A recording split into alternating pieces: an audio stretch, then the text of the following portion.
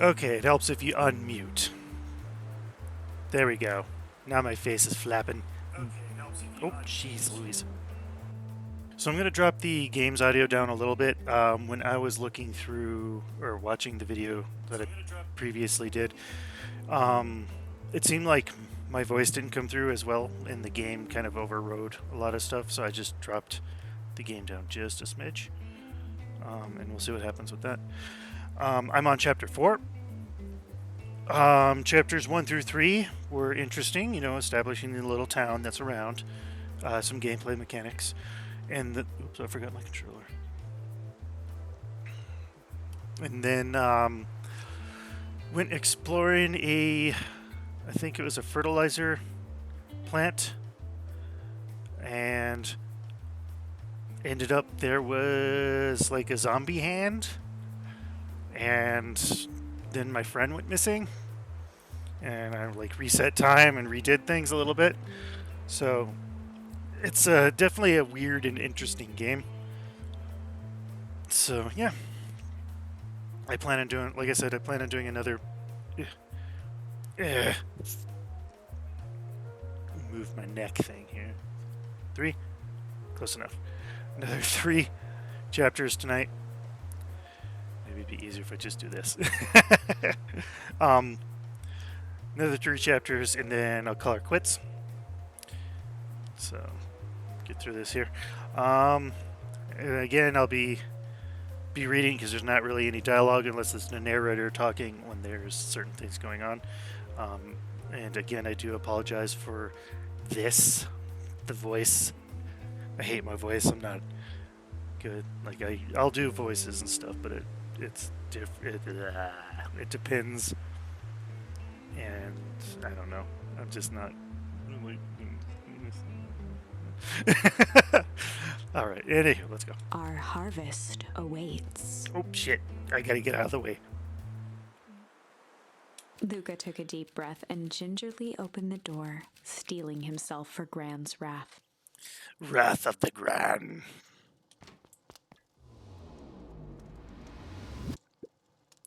Gran, I'm home. Everything's fine. Right, she made him promise to not leave the house and then immediately left the house. As one does. Where's she at? Gran, I know I wasn't supposed to go anywhere. I was just helping look for Rolo.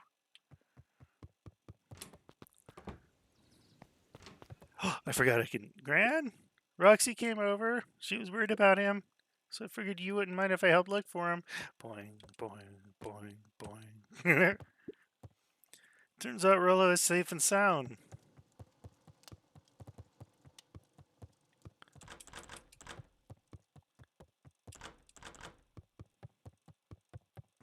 Luka was alone. The house was empty. So Gran's not back yet. I guess that's a good thing. Nothing to do now but sleep, I guess. Flop. Luka was sitting by the pond, listening to small waves lap against a rock. His father sat in a folding chair in front of him. Without turning, he spoke. "Why don't you grab me some nice bait?" "Sure thing, Dad." Luka hopped over to the tackle box and popped open the lid. Inside was a rolling, buzzing mass. "We're fishing with bees?" Luka's father gave a warm chuckle. "Well, you catch more fish with bees than honey. Pick us out a good one." What? Luka closed his eyes and plucked out a bee. He could feel its wings struggle between his finger and thumb. Holding it at arm's length, he hurried over. His father deftly baited the hook and examined his work.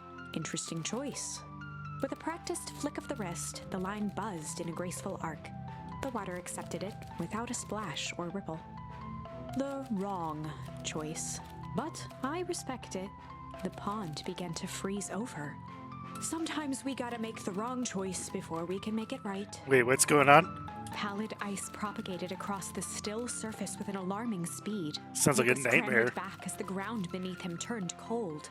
"Dad, I don't understand. Sorry, kiddo. Understanding isn't always part of the deal. The relentless ice shot through the fishing line toward his father.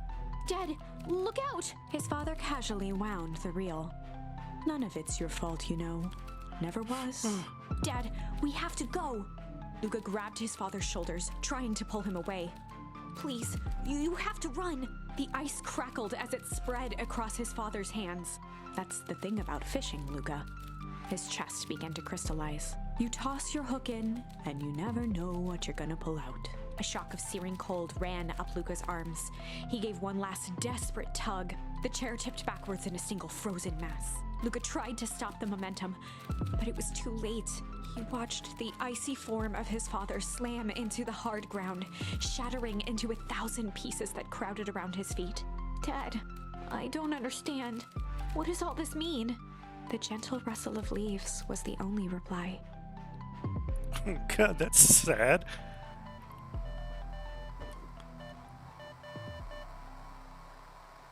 Luka's eyes struggled to focus on the walkie-talkie. Rolo.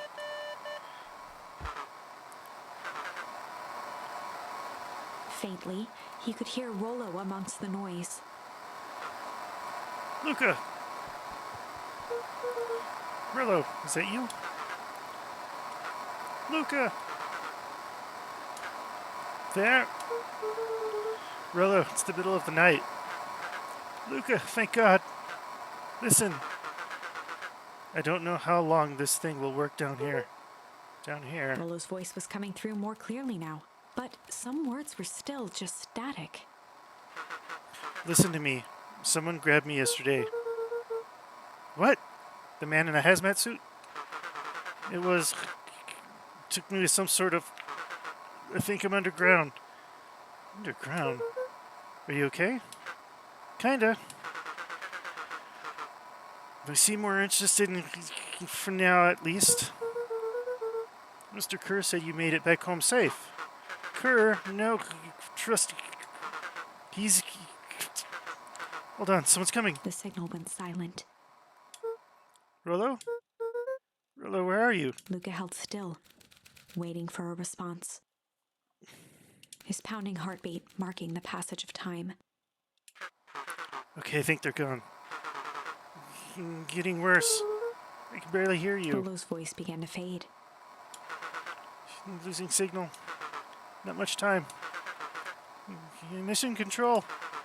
You need the treehouse. The treehouse! With that, the signal died for good. What's he trying to say about the treehouse? What's at the treehouse? The antenna! He wants me to use the antenna in the treehouse to get a better signal. Rolo, you're a genius. Luka grabbed the walkie-talkie and sprinted to the treehouse.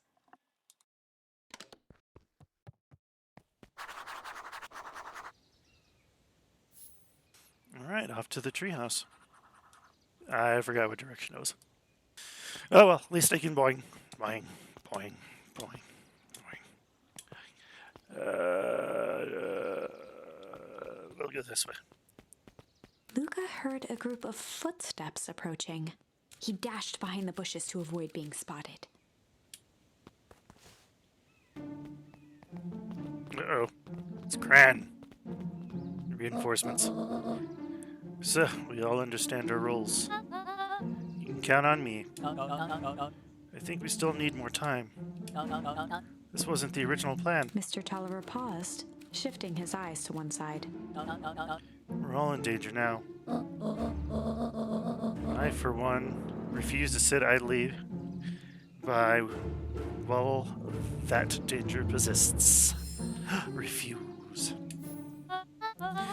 Hiram, just keep your wits about you. Mr. Tolliver took one long, quiet breath. You're right. You can count on me. I just wish we could have made the deal with Eris Valentine. Her resources would have still come in handy.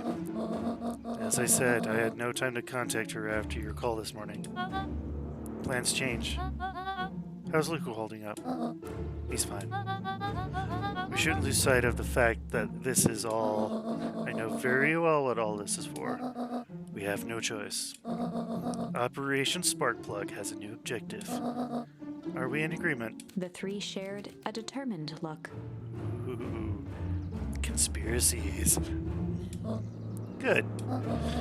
We'll reconvene after the festival.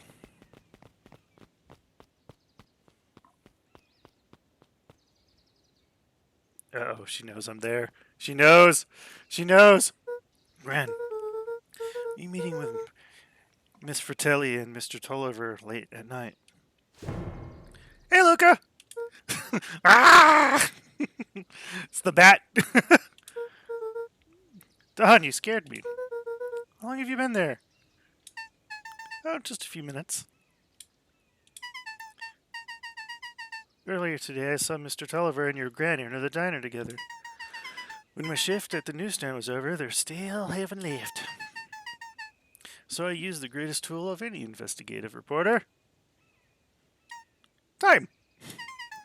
When they left, I tell them here. What do you think they're up to?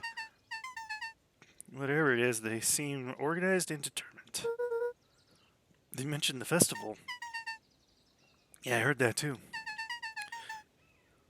Has your grand been doing anything differently recently? Anything strange? She got a phone call this morning and rushed out the door. A call from Hiram Tolliver, it seems. She was either furious or terrified. Or both. Luca, be careful out there. I think we might be in the middle of the scoop of a lifetime. I will. Aren't you coming out? Nah, I'm going to stake out here for a bit longer. See you, Luca. Just hides in the bushes. Right, to your house.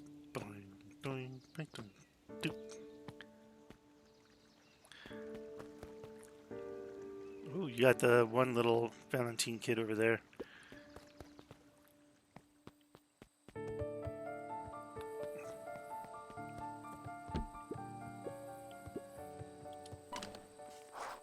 Here we go.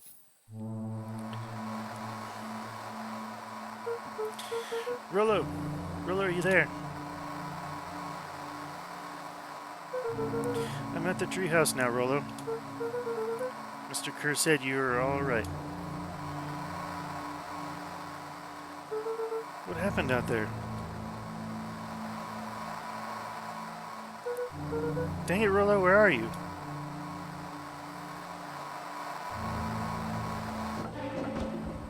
Oh no, what's that? Who's there? Luca could only see a cloaked shape behind the rocket. I've got weapons in here, so you better come out right now. He strained to hear as a muffled voice began. Weapons. How could you hurt something that's already dead? Fear gripped Luca's throat. Who are you? What? You don't recognize me? It's Beck. It's gotta be Beck. I guess I don't even recognize myself anymore. Luca stared No! around for a moment, Is it the trying one? to place the dampened voice. It's gotta be the kid that we pushed into the puddle and started mutating. The figure shifted slowly from behind the rocket, revealing itself to Luca. Oh, never mind. Wait, yes, it is him. I'm a monster. Now they hunt me like the beast I am. Iggy. Luca reached over empathetically. Iggy's tone jolted to dejected anger. Don't touch me. This is all your fault. Luca slumped to the ground, overwhelmed by guilt.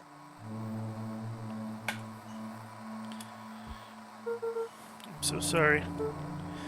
I didn't mean to. I lost control. So you couldn't control yourself for a second. And I get to be like this forever. There must be a way to fix this. Oh, you're gonna be my savior? Perfect little Luca saves the day. His positive attitude and power of friendship. None of this matters. There's no time. They're after me. They chased me all through the Weepwood. And they came in here to hide. Hide from who? Who's after you? Luca. Luka! Rolo! It's not safe, Luka. Rolo, where are you? The treehouse. I'm at the treehouse, Rolo. Where are you? No, Luka, the treehouse isn't safe. They said they were going to the treehouse. I was trying to tell you to stay away from the treehouse. Who said they're going to the treehouse? The clipboards. What did I tell you? Those perennial harvest wackadoos are after me. They've been chasing me, yelling questions at me. What sort of questions? Saying the same stuff they always do, but it's different now. Less asking, more threatening. Ooh. We're gonna figure this out, Iggy. Yeah, well, thanks. Hello? Is anyone present in this arboreal domicile? Shave and a haircut. Crap, they found me. Look what's happening. Don't panic. You stay here, and I'll see what they want. Oh, shit. They're all the same guy. Hello, Mr. Van Horn. We'd love to hear your thoughts. You have time for an informal chat? We will brief. Your time is valuable to us. Be down in just a second. Of course. We have a problem. Luka, you get out of there. Who's out there? Is it them? Yeah, it's the clipboards. A bunch of them. How many? Maybe all of them? And yeah, you're right. You're seeing the same stuff, but with the creepy knob cranked to 10. Might young Iggy be present? We'd love to hear his thoughts. Run! Iggy slumped to his knees. I don't know what to do. I'm just so tired. Luka, what do we do? Luka grabbed the walkie-talkie and headed for the window. Follow my lead. Luka and Iggy climbed up the back of the treehouse to its roof, where Rolo had constructed his MCDC, the Mission Control Defense Cannon. And behind the crowd of clipboards, William Kerr strode forward, a warm smile on his face. Hey, there you are. You gave all of us a heck of a scare. Go away. Leave me alone. I'm sorry, Iggy, but no can do. Don't worry, though. We're here to help. Help? Why are you chasing me? Luka, can you talk some sense to your pal here? Just look at him. He's not well.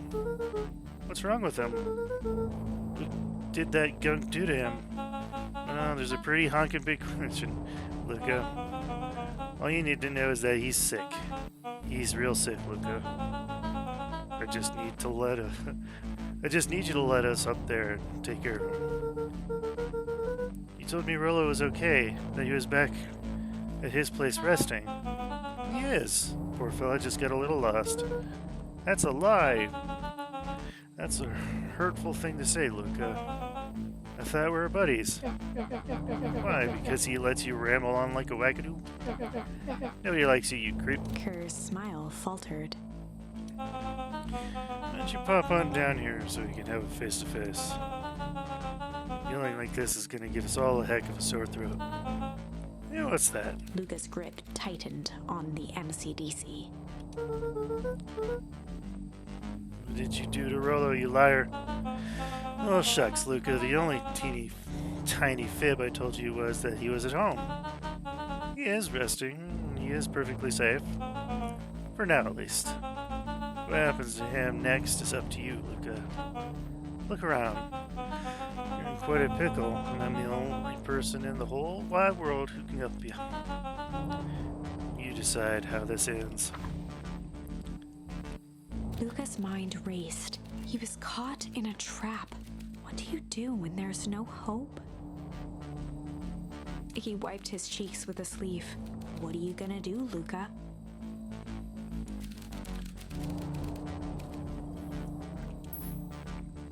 Oh, I only get one option. Fight! Bring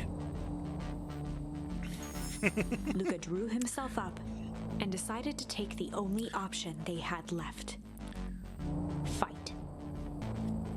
He swung the mission control defense cannon around, aiming it confidently at the smirking face of William Kerr.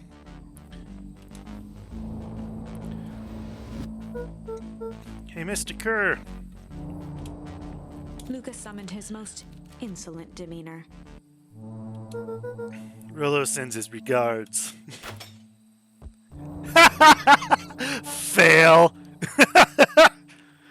Oh god, I'm in the way of the art. Why do they have to take up so much screen space? Hey! That was uncalled for. More than a little rude. And just plain unsanitary. Luka, I really do think we're good pals. What a shame that it's come to this. Kerr turned his back on the two boys. End this. With a nonchalant wave of the hand, he made his exit. Ooh, this is getting As the good. clipboards began to slowly advance on the treehouse, Luka looked to Iggy with resignation in his eyes. The end. Wait, what? That escalated quickly. Maybe discretion was the better part of valor here. Let's put a pin in this for now.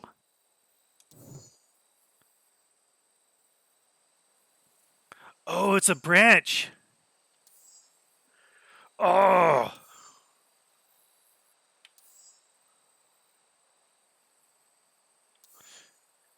Oh, shit. Okay, oh.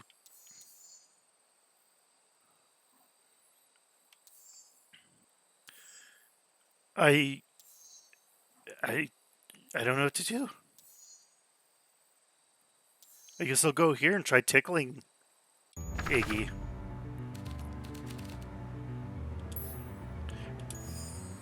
Well, time to bust out the tickles. Hey, Tish, want to see something cool? Yep. Check it. Beck lunged forward and began to tickle under Tish's arms.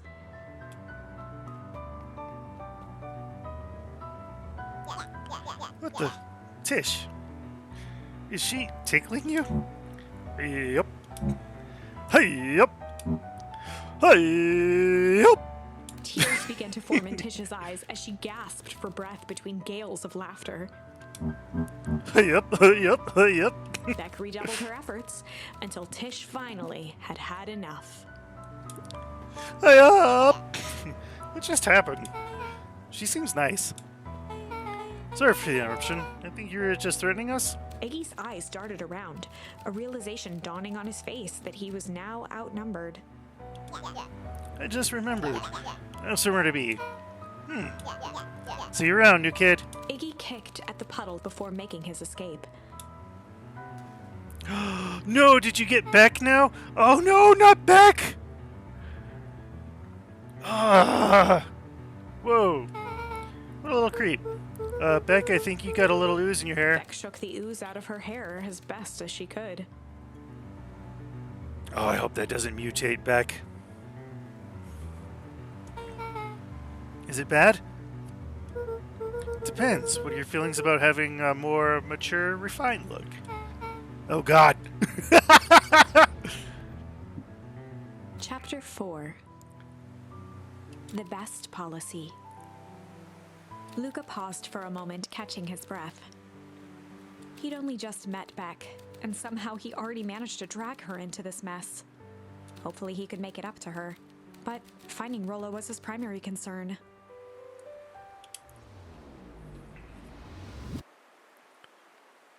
Alright, I gotta be honest. I like how this game is.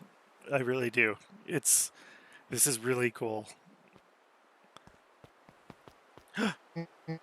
Luka, what the hell are you doing out here? And why did a kid with gray hair just run past us in a panic? Roxy and Fitz looked drained. It was clear they'd spent all day searching. That's Beck. I don't care who she is. What happened? We were just helping look for Rolo. Luka, I need you to start telling me the truth. Roxy's temper could often be dismissed as the impatience of an older sibling. But this was the most intense Luka had ever seen her. Her eyes were wild and unfocused, looking straight through Luka. Sorry, I'm watching my cat right now. Okay, making sure she's not getting into mischief. We're running out of In a time. torrent of rambled words and tears, Luka broke down. Rolo and I weren't just playing in Weepwood yesterday. We were investigating lights at the old Valentine warehouse. And someone was there in a strange suit. We hid in the dumpster and had a heavy bag dropped on us. I think it was a body. So we ran, but we got split up. And I ran home. And it's all my fault. And then my best friend may never come back. Wow. Just wow. Roxy, still exhausted and angry, softened briefly as her eyes hunted the ground in thought. With a determined sigh, she looked up at Luka. It's not your fault, Luka. Rolo's gonna be okay, I promise. Roxy drew herself up. I'm gonna fix this. Luka, go home. But I want to help. This is too dangerous for a kid. I just can't sit around and have to do something. Roxy tried to think of the safest place to send Luka. You go back to that little treehouse you two like to play in. Wait there in case Rolo shows up. Sound like a plan? Luka wiped his cheeks and gave a quick nod. You did the right thing telling me the truth. Now scoop. You really believe his story? What other option do we have? Things have been strange around here leading up to the festival. My dad has been acting weird lately. Well, weirder than normal. Looking into the puddle, Roxy rubbed her arms to warm up. Why is it so cold here? This place gives me the willies. Stay away from the green goo! You don't want to be mutated. Alright, let's go to the warehouse. Treehouse. Mr. Nuncreed jumped with a start. Whoa, don't sneak up on an old fellow like that. Sorry. Who are you talking to? What? Luka motioned to the phone booth. Oh no. I was just checking because I thought I heard it ring. But the dang thing never does, of course. Yeah, you never seen anyone use it, really. The whole thing's a waste of money if you ask me. Any word from Rolo yet? Not yet. Long time for a boy to lose his way. Rolo knows those woods too well to get lost. Suppose you're right. Silly boy's antics have this whole town worried sick. Antics? Well, we all know Rolo likes to play his little pranks. Think this is a prank? What other possible explanation could there be? He's not playing a prank and he didn't get lost. Someone took him, I know it. How would you know that? Unless... because there's something that you... something else that you know. Mr. Nuncreed gently placed one of his substantial hands on Luka's shoulder.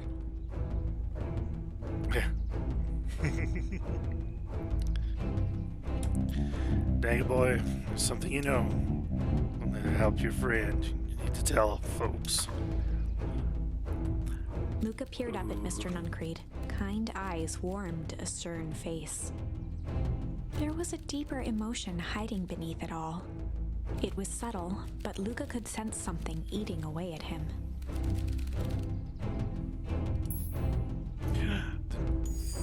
There was a shame lurking behind those eyes.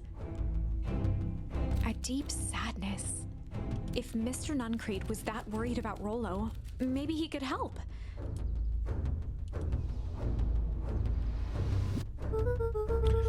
Yesterday, Rolo and I were messing around at the old Valentine warehouse. Mr. Nuncreed raised an eyebrow. Both of you. You with Rolo. Anyone missing? Not exactly. I was hiding in a dumpster. The dumpster?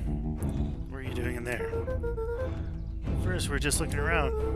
And someone in a strange yellow suit came and dumped something on us. We both got scared and ran. That was the last I saw of him. You got scared of some garbage. Well, that's why you don't go skulking in someone's dumpster.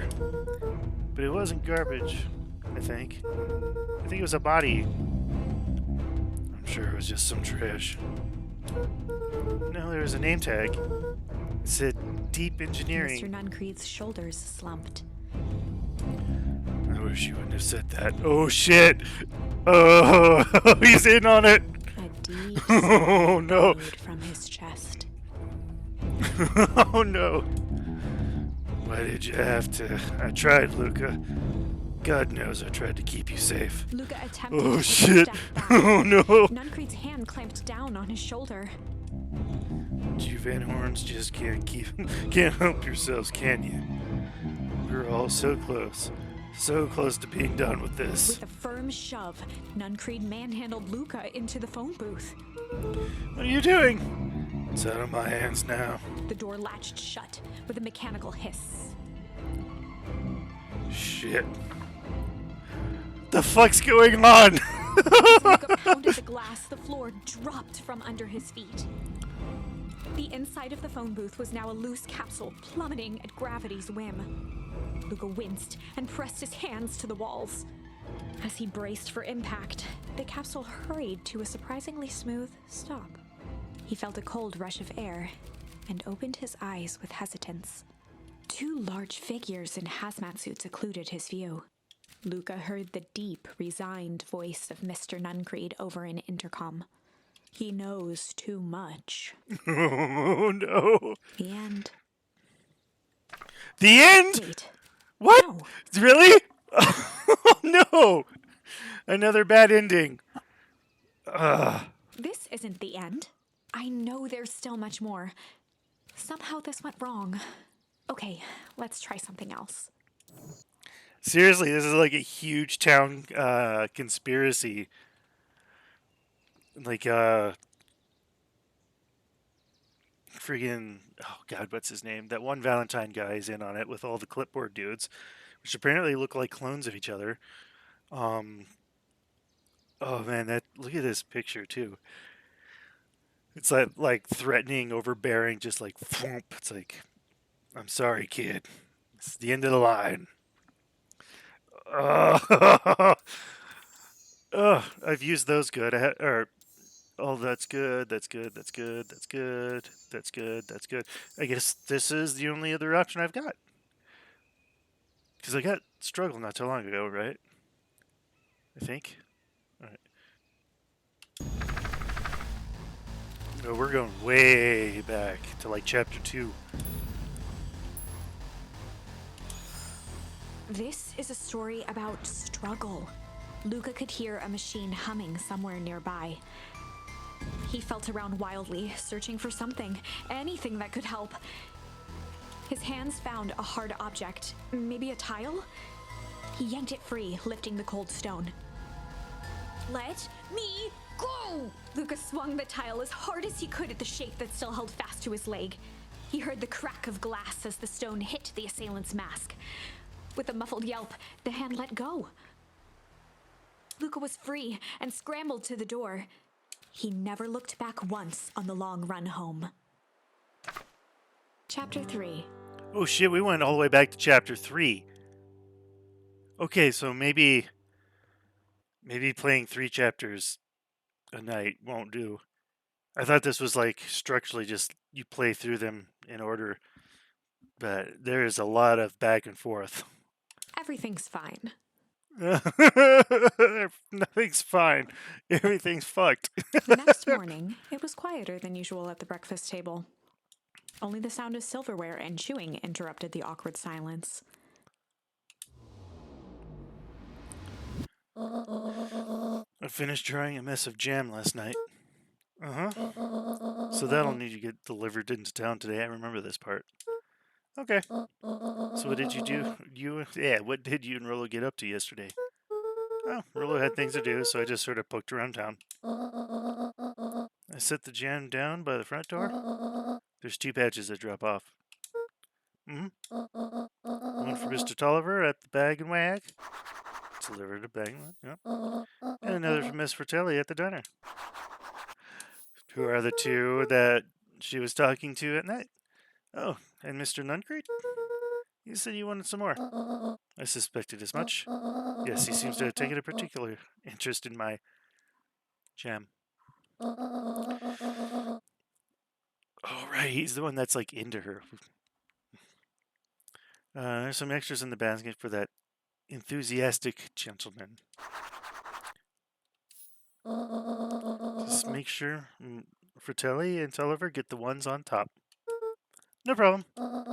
Off with you now, while the day is still young. Boing, boing, boing, boing. Uh-oh. Ooh.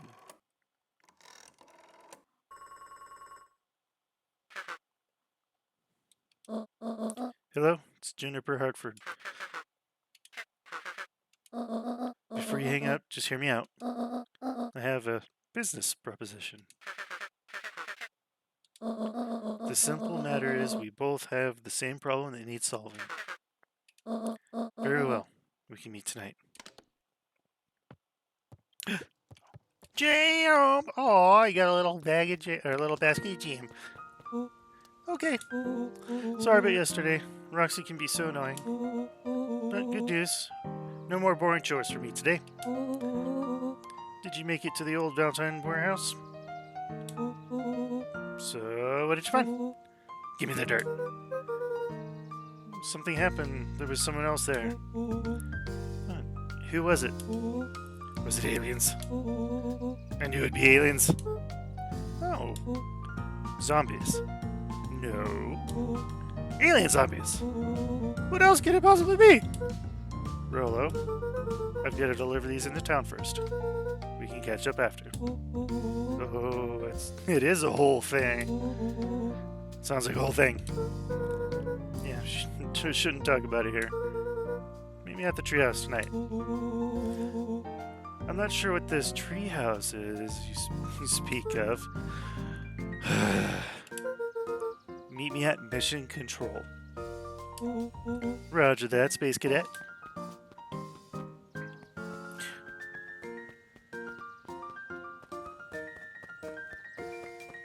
The road leading to Beacon Pines was long and a sort of natural barrier for...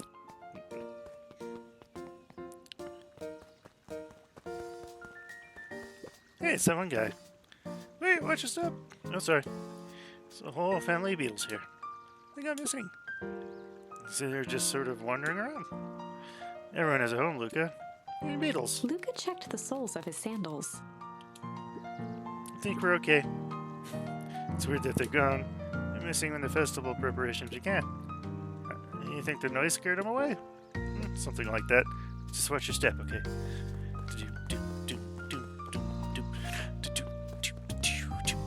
I got stuck behind the bridge. Making my delivery.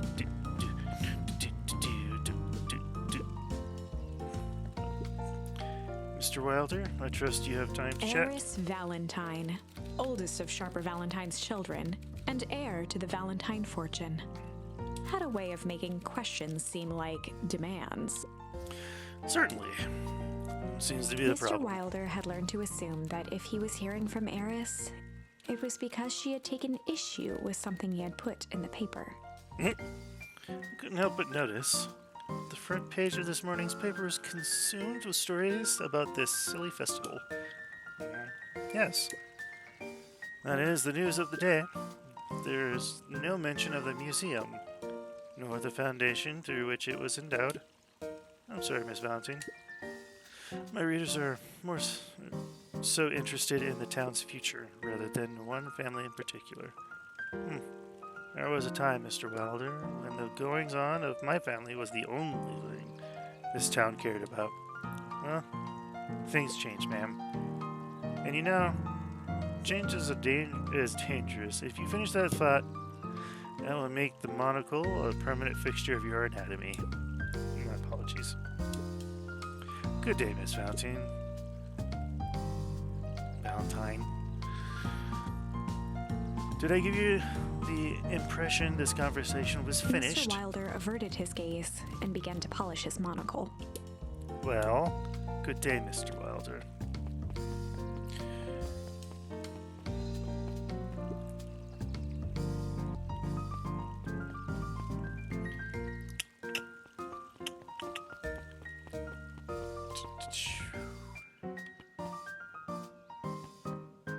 Let's try and find the other ones first. chicken bacon. There we go. Well, if it isn't my favorite little jam runner. Hey, Miss Fratelli. Look at you. She leaned forward and pinched Luca's cheek. You're all skin and bones. Is your gram not feeding you? She is. It's just, I understand. You know, I taught your mama how to cook back in the day. You may not even remember, but you and her used to help out in the diner. See that picture over there? That's you helping your mama back in the day. So cute, running around in your little apron taking orders. The whole situation just breaks my heart. What happened with Eleanor? Oh, break, I got a new word. Ooh, my cat's rubbing up on my legs. I get a feeling she's out there somewhere yearning to be with you again. Few things in this world can keep a mother from her son. Luca shifted the basket uncomfortably. Oh, yes, let's see here. Mrs. Fratelli lifted the cloth and inspected the jam. Ah, they seem to even have my name on them. How thoughtful. She carefully lifted out her jars of jam. You say your grand hello for me, Luca. Will do.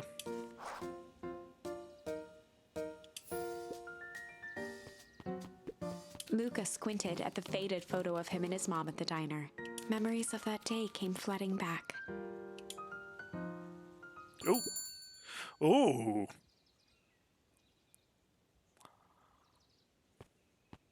I wonder where I can find the squirrel guy later. I'm ready to help, Mama. All right, little buckaroo. It's up to us to feed these folks while Miss Fratelli is away. I've got to deal with the inventory before I can start cooking. Do you think you can handle taking some orders in the meantime? Yes, Mama. Hey, Roxy. Luca. I'm helping. Well, hopefully your work, I think, will rub off on Rolo. What can I get you? I'm not really feeling like a burger. How about a chicken sandwich with bacon on top? Coming it up.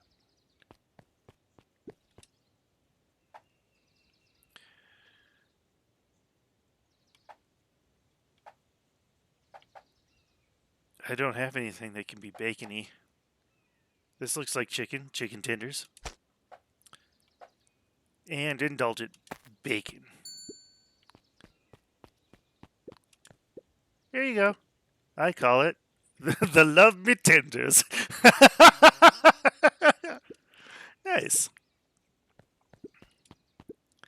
You're a little young to be waiting tables. I'm just helping out. My father had me hustling when I was your age as well. Father always says, children will be the sails pulling a family ever forward. That doesn't sound very fun. There's plenty of time for fun.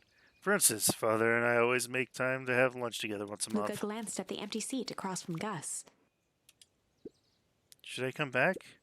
Oh no, it turns out Father was too busy to have lunch today. I'll just go ahead and eat alone. Oh. The silver lining is, without him around, I can have my usual. A nice stack of cold cuts topped with a pile of sloppy chili. Sorry, my cat is down here next to me. Meow, meow, meow. Go lay down. We'll play later. Meow, meow.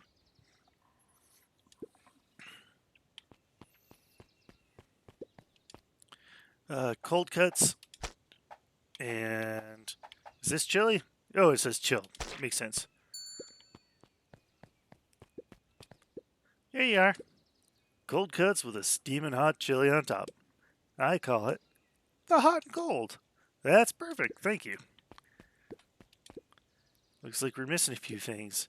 Why don't you run out and grab some more ingredients? Okay, I'll be back.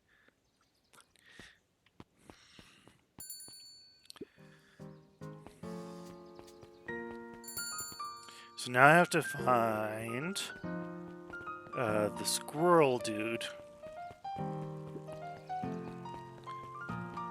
Coffee shop, maybe? Nope. Oh, no, you can go back here.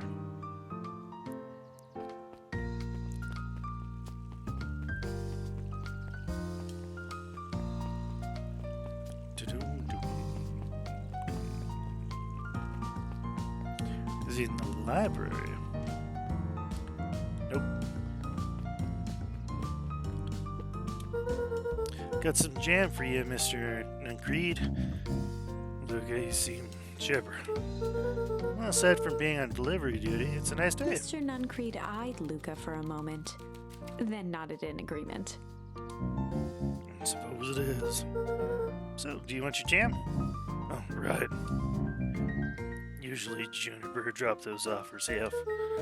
I guess she's busy today. Luka handed the jam to Mr. Nuncreed, and he nestled it with both hands. Well, I'll just have to finish this batch off quicker than normal. You tell her to go ahead and get started on my next order. You got it. But where's the other guy? Nope, nope. Alright, no dilly-dallying.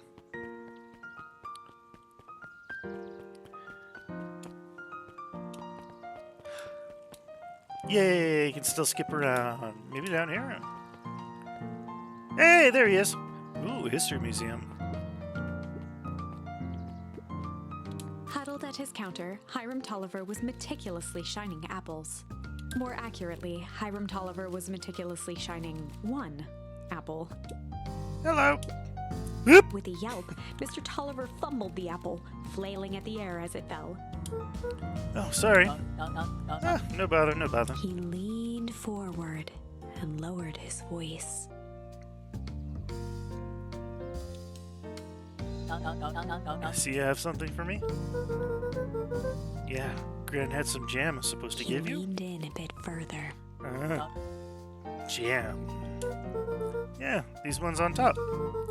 She wrote your name on them. Mr. Tolliver leaned back, speaking loud enough for anyone to hear. Oh, yes! The jam! Thank you so much for delivering this jam to me. He reached forward and snapped up the jars of jam, giving Luka a little wink. I shall put it on my store shelves post-haste. This is my last delivery. Can I just leave the basket here with you? Of course. Of course. He leaned in for a final whisper. Of course. Of course. Of course. Of course.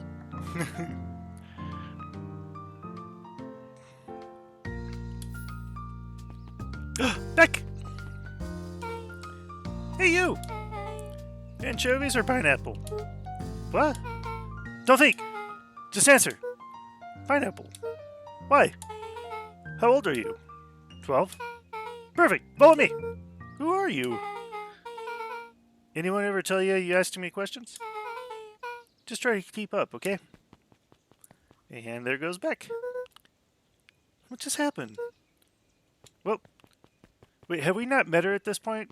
Because I know we're jumping back and forth. What a crazy coincidence. Here's my new friend I was just telling you about. Oh, that's wonderful. Yep, we just hit it off. Oh, really? Get this, his favorite pizza topping in the whole world is pineapple. Oh. What is your new little friend's name? Beck locked eyes with Luka. The look on her face was equal parts expectant and desperate. I'm in the way of Beck. Luka Van Horn, nice to meet you. I'm Nellie, and this is Ilona. We're Beck's parents. Beck gave Luka a quick nudge. Oh yeah, Beck told me all about you. Already feels like we've known each other for years. I felt really bad, like being in front of the character. Alright, I'm gonna put myself down this way a little bit further. So you both can stop obsessing about me making friends. Oh, darling, we never doubted you. It's just that for children with fewer than 5 close friends, the probability of a stunted development doubles. Well, 1 down, 4 to go, I guess.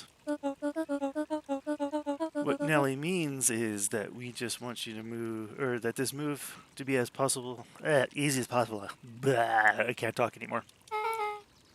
You can relax. A friend has been friended.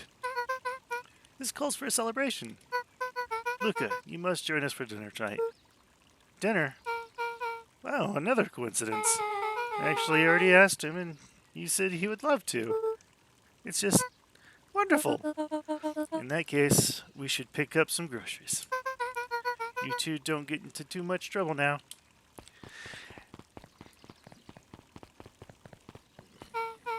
Wow, I can't believe that worked. Thanks a ton. You're welcome. I owe you one. My moms are great and all, but they can be a bit much sometimes. Ours is a little cottage next to the big mansion place.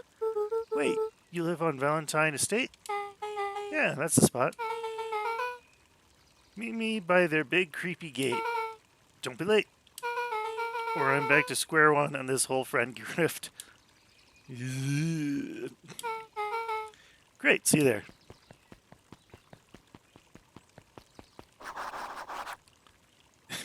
The big creepy gate.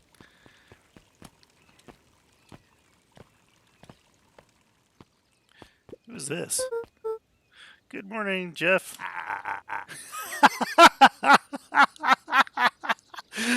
Sorry, his voice just got. What's so good about it? Another day further down the tubes, if you ask me. Come on now, it's not all bad. The festival's coming out. Oh, a festival. Old man Valentine used to put on cockamamie shindigs all the time. Where'd you get us? Well, it's perennial harvest, but on this one, they're doing it for a whole town. As far as I see it, the difference between the old Valentine Company, this new perennial harvest outfit, Jeff dug through his pockets for a bit. is the difference between this empty soup can and the brown banana. Both things are garbage. Exactly.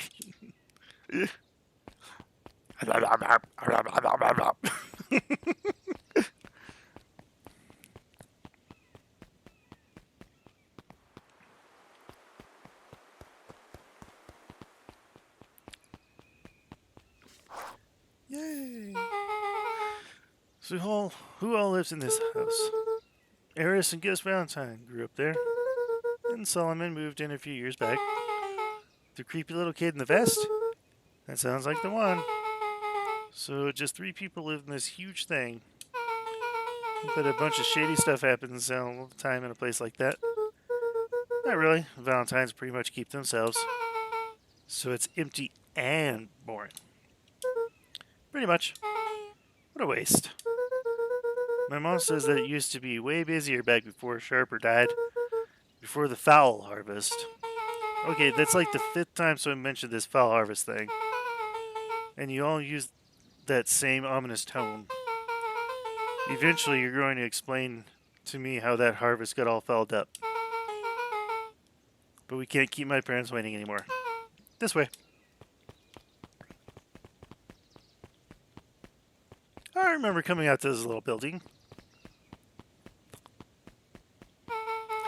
Most kids would have just ditched me by this point. Why are you still here? You look like you could use some help. You know what, Luka? You're not so bad. Let's get through this as simply as possible. Just eat, smile, and nod. Fun! Or more. Fun. Great. Whatever you do, don't bring up their work. I think I can handle that. Beck took a long breath, then gave a firm nod. Here goes nothing. Chapter 4. Wow. All that work, and we cycled all the way back around to chapter 4 like twice now. Dinner with the Moodwills. Mode wheels. Ilona Moodwill was worried about change. A gardener at heart, she understood the necessity of change, relied on it even. But there was a difference between the controlled world of her plants and this cluttered cottage in a strange town. Almost done. Nellie was a blur of activity, digging through boxes. Sorry, love, couldn't find the dishes. We'll have to make do with paper plates. Dinner went by without much conversation. As she watched Beck and Luka finish up their pizza, Ilona let herself relax into the chair. The things she cared about were still here. Nellie finally had the job of her dreams. Beck was beginning to take root. Ilona's task was simply to tend to them. She could do that.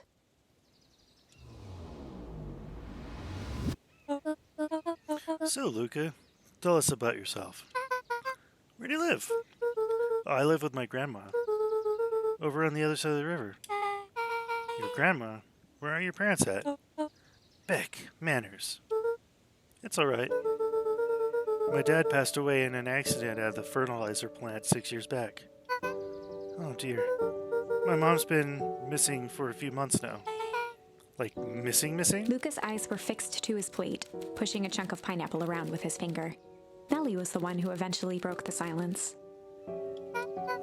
Luka, how did you like the pizza? Oh, it was good. Very good. God, he's starting to cry. Normally we'd have put more effort into dinner. Ilona nervously gestured toward the boxes. We aren't fully settled in, and Beck had mentioned that it's your favorite. I'm sorry. Are we just skipping the part where he said his mom was missing? Beck. I'm sorry, Luka. This move has us all a little tired. Luka wiped his face with his sleeve.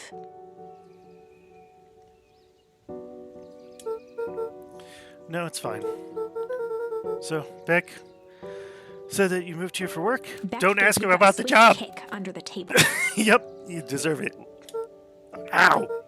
I mean, what brought you to Beacon Pines? Oh, you're right the first time. We're here for work. Nellie won't tell you this, but she's a brilliant chemist. I don't know how about brilliant, but I do love it. She's brilliant. Perennial Harvest just made her their newest lead research of deep engineering. She makes it sound more impressive than it is. I'm just happy that I get to make a difference in the world. Perennial Harvest is at the forefront of evolving agriculture. It is something more useful than sprinkling water and excrement on the ground. Luka glanced over to Beck. She seemed to be holding her breath. What Nellie means, Luka, is that we're here for different ways to grow plants. Yeah, some people talk to their plants and hope for the best. And some people happily leave their job to allow a loved one to pursue their dream. You swore Beck you didn't. slammed her fist into the table. Aw. Perhaps harder than she intended. Hey, Luka! How about some dessert? I actually have to meet my friend Rolo soon. Luka glanced outside to gauge the time. The sky was darker than he expected, filled with ominous clouds. Looks like there's a storm brewing. I should get going. Oh, I didn't think there was any rain in the almanac. Yeah, almanacs aren't that useful around here. Luka wiped his mouth one last time with his napkin and started to get up. Thank you all for the pizza. It was really good. See you at the festival, Beck.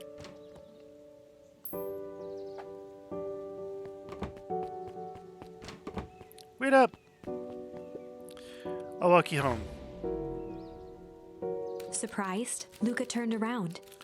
He knew Rolo could be prickly around new people. But Beck seemed cool. Rolo would warm up to her eventually. Probably.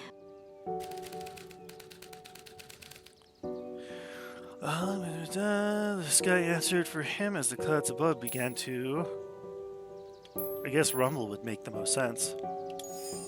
Luka began to respond, but the sky answered for him as the clouds above began to rumble with ominous thunder.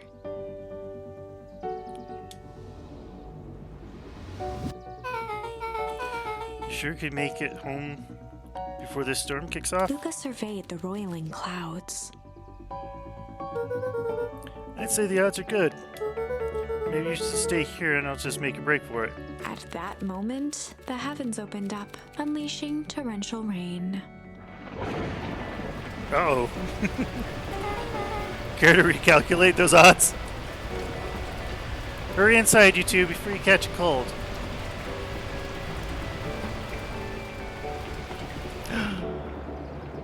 Slumber party! Luka, Nellie would keep trying to reach your gran on the phone. In the meantime, you two hold tight. Sorry, not much to do up here. Most of my stuff is still in the boxes. Mind if I poke around? Be my guest. Luka bent down to examine the bouquet of wilting flowers. Judging by the odor, they were well past their prime. Nice. He flipped open New the charm. attached card. Happy trails from Coach Walker and all the Fairview contours. Boy, you weren't kidding about poke around, huh? Oh, sorry, was this from your old school? The most recent one, yeah. Some schools gave me going away cards. Some did flowers. When they're really trying to feel good about themselves, they do both. So you've moved a lot. Yeah, that's the thing with having a brilliant parent. There's always a better job somewhere else. These flowers would last too long if you put them in some water. That's the sort of thing I would do if I cared. Well, you cared enough to keep them is all.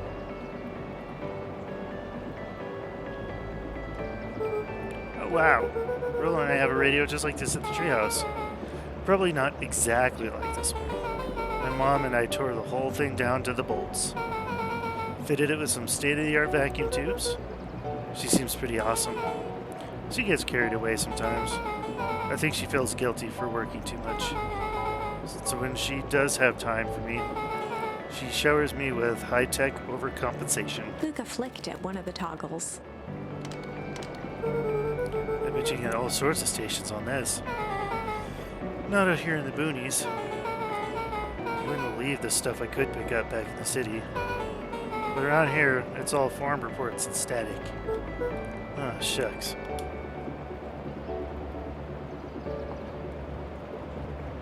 Luka squinted into the eye hole of the microscope.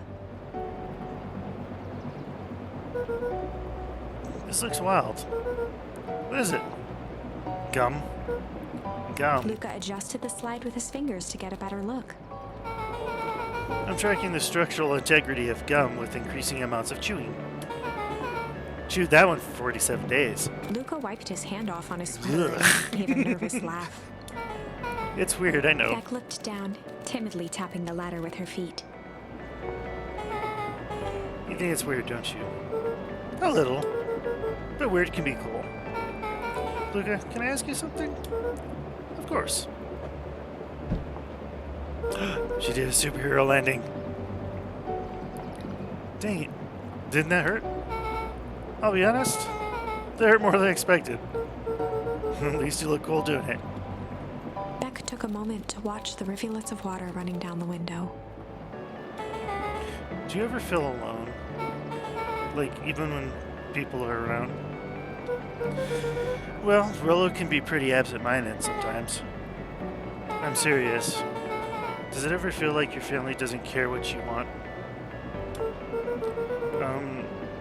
It didn't used to feel that way. I know Gran loves me, but sometimes when she looks at me, it's like she's looking at a problem. Luka took a deep breath, exhaling slowly. I know the feeling. How do you deal with that?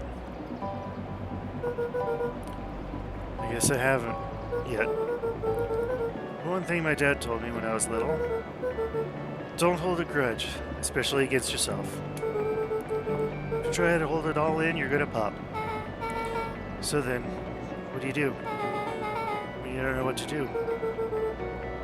Dad never got to that part. Something I figured out on my own, though. You had to do something. Anything. Here.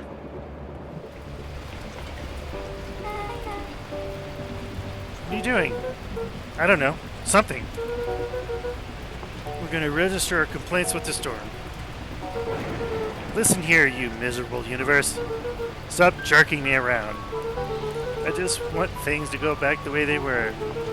Everyone tells me it's going to be alright, that things are going to change. Luka let out a feral scream that echoed into the night. Every time something changes, everything gets worse. Screw This town! Whoa! Let me try. Moving sucks! I hate it. I hate that I hate it. Why can't I just deal with it and be happy for my mom? Why can't we just stay somewhere? Rah! Her voice dropped to a trembling whisper. I just want to be a normal kid. Beck brushed off her shirt and straightened up. There. Wow, I actually feel a little better. As abruptly as it began, the storm abated. Thanks. I needed that. Me too. I should head out before this rain starts up again. Sure, I'll walk you out. See you and Rolo at the festival? Sounds good. Luka, don't let the universe jerk you around. Beck gave Luka a light thump on the arm before heading in. Chapter 5. Oh, Chapter 5! Oh, I don't know. I think, actually, because of all the back and forth and the, 2 or 3 failed missions that we have, that I'm going to stop it right now, because it just feels like a good part. Yeah, I don't know, that was a good little bit that we did. The 2 failed endings were pretty neat and unexpected. I feel like I was on the right route, but then it's no, you're fucked, that's the end. It's oh, okay, well, let's go back a little bit. And it's interesting seeing the branches going depending on the choice. It's like you choose your own adventure. This game is getting me. There's points where I'm genuinely starting to get a little emotional, which may seem a little weird. I apologize, but maybe I don't want to apologize. We'll see. There's something definitely going on in this town. And there's characters that you meet on one playthrough that don't say anything, but then on not a playthrough, but on a branch. But if you choose a different way on a different branch, they do know something. The old dog dude that's into my gran, just threw me into a phone booth and sent me under the town. Yeah, I don't know.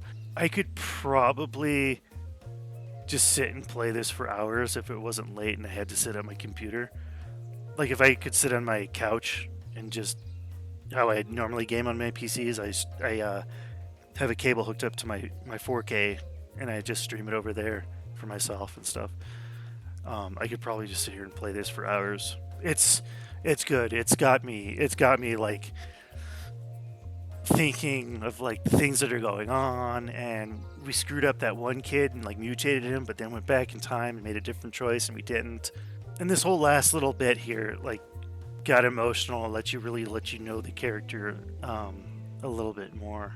And I don't know, I hope we find his mom alive and well at the end, the ultimate good ending through all the tree and stuff. I hope we find her good and safe. And I want Beck and Rolo and all of them to be safe and happy together. I don't know. My head's empty. I'm gonna start rambling the same points over and over again. I like this.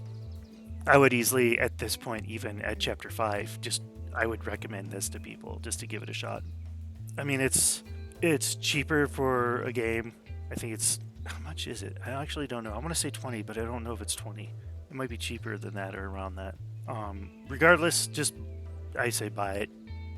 If you want to kind of stop here for spoilers and experience the rest of it for yourself. It's not a super actiony game. It is an interactive story. So, I don't know. Just give it a shot. Easily, give it a shot. Buy it. Play it. And, yeah. Anywho, I'm gonna call it.